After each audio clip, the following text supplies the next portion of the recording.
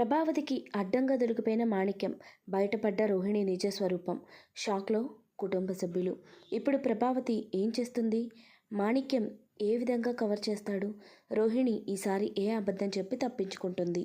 అసలు గుండె నిండా గుడిగంటలు సీరియల్ రాబోతున్నటువంటి ఎపిసోడ్స్లో ఏం జరగబోతుందో టీవీలో కన్నా ముందుగా తెలుసుకోవాలి అనుకుంటున్నారా?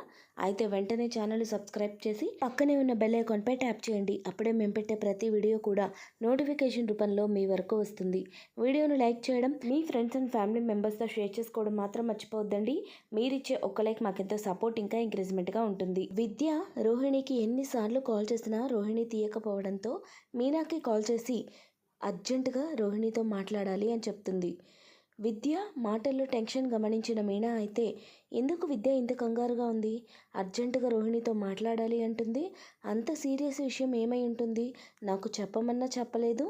ఈ విషయం ఏదైతే ఏంటి, నేను రోహిణికి ఒక మాట చెప్పేసి వస్తాను అని చెప్పి మీనా అయితే రోహిణి దగ్గరికి బయలుదేరుతుంది. ఇంతలో రోహిణి సుందరికి మేకప్ చేస్తూ ఒకసారిగా బయటకు వస్తుంది, ఎవరో పిలుస్తున్నట్టు అనిపించి. రోహిణి అలా బయటకు వచ్చేసరికి అక్కడ ఎదురుగ్గా మాణిక్యం ఉంటాడు. మాణిక్యాన్ని సడన్గా అలా ఎదురుగ్గా చూసి రోహిణి కంగారు పడిపోతుంది. నువ్వేంటి ఇక్కడ ఉన్నావు?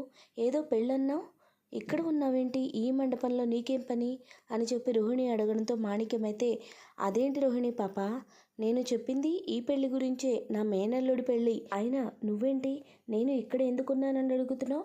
నువ్వు నేను పిలిచాను నీ పెళ్ళికి రాలేదా అని చెప్పి మాణిక్యం అడగడంతో రోహిణి మాణిక్యం చేయి పట్టుకొని అక్కడి నుంచి దూరంగా తీసుకువెళ్తుంది. చూడు, ఈ పెళ్ళికి మా వాళ్ళందరూ వచ్చారు, వాళ్ళందరికీ నువ్వు తెలుసు. నువ్వు ఇప్పుడు ఇక్కడ ఉన్నావు అంటే ఇంకా ఏమీ లేదు, నా పరిస్థితి ఏమవుతుందో కూడా తెలియదు. ఇప్పుడు నేనేం చేయాలి అని చెప్పి మాణిక్యాన్ని అడుగుతుంది. మాణిక్యం అయితే చాలా కంగారు పడుతూ, అదేంటమ్మా నువ్వు ఇక్కడ మీ వాళ్ళందరితో కలిసి ఉండడం ఏంటి? అసలు ఏం జరుగుతుంది? నేను నిన్నొక్కదాన్నే కదా పెళ్ళికి పిలిచింది, నిన్ను విద్యాపాపని పిలిచాను, మీ వాళ్ళందరినీ కలిసి తీసుకొని ఇక్కడికి ఎందుకు వచ్చావని అడగడంతో, ఇది మా ఇంటి వాళ్ళకి కావాల్సిన వాళ్ళ పెళ్ళి. మా అత్తయ్య గారు కామాక్షి ఆంటీ మంచి ఫ్రెండ్స్, మా ఆయనకు ఆవిడ అత్త అవుతుంది, సుందరి మా ఆయనకు మరదలవుతుంది, ఇలా వాళ్ళకి మంచి రిలేషన్ ఉంది, అందుకే మేము ఈ పెళ్ళికి అందరం కలిసి వచ్చాము. ఇప్పుడు నిన్ను ఇక్కడ చూశారు అంటే గుర్తుపట్టేస్తారు, ఆ తర్వాత నిజం బయటపడిపోతుంది.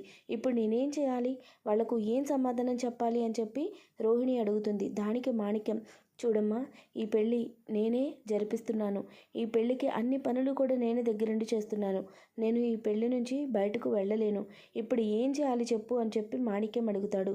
దానికి రోహిణి ఏమీ అర్థం కాక తలపట్టుకుంటుంది. అయితే మీనా మరో పక్క రోహిణి కోసం వెతుకుతూ ఉంటుంది. ఈ రోహిణి ఎక్కడికి వెళ్ళింది, ఏమైపోయింది? విద్య ఏమో అర్జెంటుగా ఫోన్ చేయించమంది, రోహిణి మాత్రం ఎక్కడా కనపడట్లేదు అని చెప్పి అనుకుంటూ వెతుకుతూ ఉండగా ప్రభావతి అయితే మీనా దగ్గరకు వస్తుంది. ఏంటే ఏ పని చేయకుండా అటు ఇటు తిరుగుతున్నావు అని చెప్పి అడగడంతో మీనా చెప్తుంది, విద్య అర్జెంటుగా రోహిణితో మాట్లాడాలంది అత్తయ్య, అందుకే రోహిణి కోసం చూస్తున్నాను, తన ఫోన్ చేస్తుంటే తీయట్లేదంట, నాకు చేసి చెప్పింది అని చెప్పి మీనా చెప్పడంతో, సరే నువ్వు వెళ్ళి పని చూసుకో, నేను వెళ్ళి రోహిణికి చెప్తానులే అని ప్రభావతి చిరాగ్గా మీనాతో చెప్పి అక్కడి నుంచి వెళ్తుంది. ఇక మీనా కూడా నాకెందుకులే అని అక్కడి నుంచి వెళ్ళి తన పని తను చూసుకుంటూ ఉంటుంది. ఇక ప్రభావతి రోహిణి కోసం వెతుకుతూ ఉండగా ఒక మూలన రోహిణి శారీ కనపడుతుంది. ఏంటి రోహిణి అక్కడేం చేస్తుంది అని చెప్పి సైలెంట్గా వెళ్ళి చూడగా అక్కడ రోహిణి మాణిక్యంతో మాట్లాడుతూ కనపడుతుంది. ప్రభావతి అయితే ఒక్కసారిగా షాక్ అవుతుంది. ఏంటి రోహిణి వాళ్ళ మామయ్య ఇక్కడున్నాడు ఈ పెళ్లిలో, అది కూడా మా ఎవ్వరికీ కనపడకుండా రోహిణితో ఇంత సీక్రెట్గా మాట్లాడుతున్నాడు, అసలు వీళ్ళు ఏం మాట్లాడుకుంటున్నారు అని చెప్పి ప్రభావతి వినడం మొదలు పెడుతుంది. అప్పుడే రోహిణి మాణిక్యం అసలు నిజం గురించి మాట్లాడుకుంటూ ఉంటారు. తను ఆడిన నాటకం బయటపడిపోతే మా అత్తయ్య నన్ను ప్రాణాలతో బతకనివ్వదు కూడా, ఇప్పుడు నేనేం చేయాలి? ఈ పెళ్లిలో నువ్వు ఖచ్చితంగా ఉండాలి, మా ఫ్యామిలీ మెంబర్స్ అందరినీ తీసుకొని నేను వెళ్ళలేను, ఇప్పుడు ఏ కారణం చెప్పి నేను తప్పించుకోవాలి అని చెప్పి రోహిణి అయితే మాణిక్యాన్ని అడుగుతూ ఉంటుంది. అదంతా విన్న ప్రభావతికి విషయం అర్థమవుతుంది. అంటే ఈ మాణిక్యం రోహిణి మావయ్య కాదా? తను అతనితో నాటకం ఆడించిందా? ఈ రోహిణి ఇంత పని ఎందుకు చేసింది? అసలు తను చెప్పేదానిలో ఏది నిజం ఏది అబద్ధం అని ప్రభావతి అయితే చాలా షాక్ అవుతుంది. వెంటనే మనోజ్ని అక్కడికి పిలుస్తుంది. మనోజ్ కూడా అక్కడ రోహిణి మాణిక్యం సీక్రెట్గా మాట్లాడుకోవడం చూసి ఒక్కసారిగా షాక్ అవుతాడు. ఏంటమ్మా వాళ్ళిద్దరూ అంత రహస్యంగా మాట్లాడుకుంటున్నారు, ఏం మాట్లాడుకుంటున్నారు? ఉండు నేను వెళ్ళి కనుక్కొని వస్తాను అని చెప్పి మనోజ్ అంటూ ఉంటుంటే ప్రభావతి ఆపి ముందు వాళ్ళు మాట్లాడుకునేది విను, ఆ తర్వాత నీకే అర్థమవుతుంది అని అంటుంది. దానికి మనోజ్ కూడా సరే అని వాళ్ళు మాట్లాడుకునే మాటలు విని ఏంటి రోహిణికి మాణిక్యానికి ఎటువంటి సంబంధము లేదా? రోహిణి అతనితో నాటకం ఆడించిందా? ఎందుకు రోహిణి ఇలా చేసింది? ముందు వెళ్ళి కనుక్కుందాం పదా అని మనోజ్ అయితే ప్రభావతిని తీసుకుని వాళ్ళ ముందుకు వెళ్తాడు. మనోజ్ని ప్రభావతిని అక్కడ చూసిన రోహిణి మాణిక్యం అయితే ఒక్కసారిగా షాక్ అయిపోతారు. ఇక రోహిణి నేను అడ్డంగా బుక్ అయిపోయాను, ఇప్పుడు ఏం చెప్పినా వీళ్ళు నమ్మరు, ఏం చెప్పి కవర్ చేయాలి భగవంతుడా, నాకే ఎందుకు ఇన్ని కష్టాలు ఇస్తున్నావు అని చెప్పి రోహిణి చాలా టెన్షన్ పడిపోతుంది. మాణిక్యం కూడా ఇప్పుడు నా చేతుల్లో ఏమీ లేదు అన్నట్టుగా రోహిణి వంక చూస్తూ ఉంటాడు. ఇక అంతలోనే అక్కడికి విద్య కూడా వస్తుంది. ఎన్నిసార్లు ఫోన్ చేసినా రోహిణి తీయకపోవడంతో, మీనా చెప్పినా కూడా తను కాల్ చేయకపోవడంతో రోహిణి ఎలా ఉందో ఏంటో, అక్కడ ఏదైనా ఇబ్బంది జరిగిందేమో అని చెప్పి విద్య చాలా కంగారుగా మండపానికి చేరుకుంటుంది. అక్కడ ఆల్రెడీ మాణిక్యం ఇంకా రోహిణి ప్రభావతికి ఇంకా మనోజ్కి దొరికిపోవడంతో ఇక రోహిణి పని అయిపోయింది అని చెప్పి విద్య చాలా టెన్షన్ పడుతూ చూస్తూ ఉంటుంది.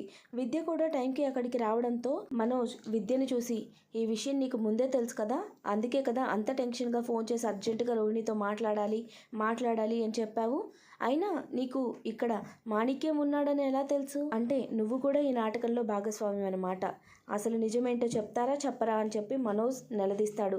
దానికి రోహిణి అది మనోజ్ నేను ఎప్పటి నుంచో నీకు ఈ విషయం చెప్పాలి అనుకుంటున్నాను, కానీ సరైన సమయం రాక చెప్పలేకపోయాను, ఈ విషయం తెలిస్తే నువ్వు ఎలా రియాక్ట్ అవుతావో ఏంటో అని చెప్పి చాలా కంగారు పడ్డాను, కానీ ఇప్పుడైతే నీకు నిజంగానే తెలిసిపోయింది, ఇప్పుడు నేను నిజాన్ని ఒప్పుకుంటున్నాను, ఈ మాణిక్యం నా మావయ్య కాదు, తనతో నేను నా మావయ్యగా నాటకం ఆడించాను, కేవలం నీ మీద ప్రేమతోనే నీకు దూరం కావడం ఇష్టం లేక ఇలా చేశాను, మీరు ఫస్ట్ నుంచి మా నాన్న ఎక్కడ, మా నాన్న రావట్లేదేంటి, ఆయన ఆస్తిపాస్తుల గురించి ఇలా అడుగుతూనే ఉన్నారు, అత్తయ్య అయితే నన్ను చాలా ప్రెషర్ పెట్టింది, ఆ ప్రెషర్ తట్టుకోలేకే నేను మాణిక్యంతో నా మామయ్యగా నాటకం ఆడించాను, మా నాన్న జైల్లో ఉన్నారని తెలిస్తే మీరు నా గురించి ఎలా మాట్లాడుకుంటారోనని చెప్పి నేను అలా చెప్పాను, ఆ తర్వాత అసలు నిజం బయట పెట్టక తప్పలేదు, కానీ మాణిక్యం గురించి చెప్పడానికి భయం వేసింది, అప్పటికే అత్తయ్య నన్ను చాలాసార్లు అడుగుతూ బెదిరిస్తూనే ఉన్నారు, పదే పదే డబ్బుల గురించి ప్రశ్నిస్తూ నిలదీస్తున్నారు, అందుకే నేను ఆ ప్రెషర్ తట్టుకోలేక ఇలా మాణిక్యంతో నాటకం ఆడించాను, దయచేసి నన్ను అర్థం చేసుకో మనోజ్ అని చెప్పి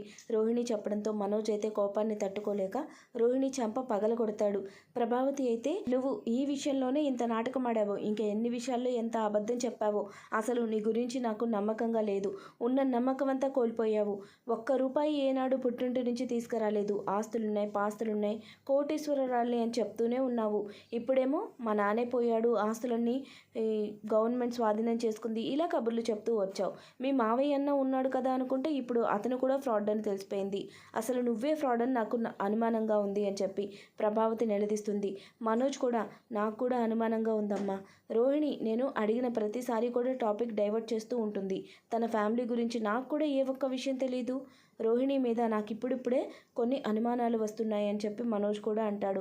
విద్య మాత్రం ఇప్పుడు రోహిణి ఎన్ని అబద్ధాలు చెప్తుందో, ఏం చెప్పి తప్పించుకుంటుందో ఈ గండం నుంచి అని చెప్పి రోహిణినే చూస్తూ ఉంటుంది. ఇక ప్రభావతికి అయితే కన్ఫర్మ్ అవుతుంది, ఈ పెళ్లి తర్వాత నువ్వు ప్రతి ఒక్క విషయము కూడా నాకు చెప్పాల్సిందే, నాకు సాక్ష్యాలు లేనిదే దేన్ని నమ్మను, సాక్ష్యాలు ఏర్పాటు చేసుకునే పనిలో ఉండు అని చెప్పి రోహిణికి వార్నింగ్ ఇచ్చి మనోజ్ ప్రభావతి అక్కడి నుంచి వెళ్ళిపోతారు. ఈ విధంగా గుండె నిండా గుడిగంటలు సీరియల్ రాబోతున్నటువంటి ఎపిసోడ్స్లో అయితే ఖచ్చితంగా జరగబోతుందండి. రోహిణి నిజ స్వరూపం అందరి ముందు బయటపడబోతుంది. వీడియో నచ్చినట్లయితే తప్పకుండా లైక్ చేయండి, ఛానల్ని సబ్స్క్రైబ్ చేసుకోండి. Thanks for watching friends.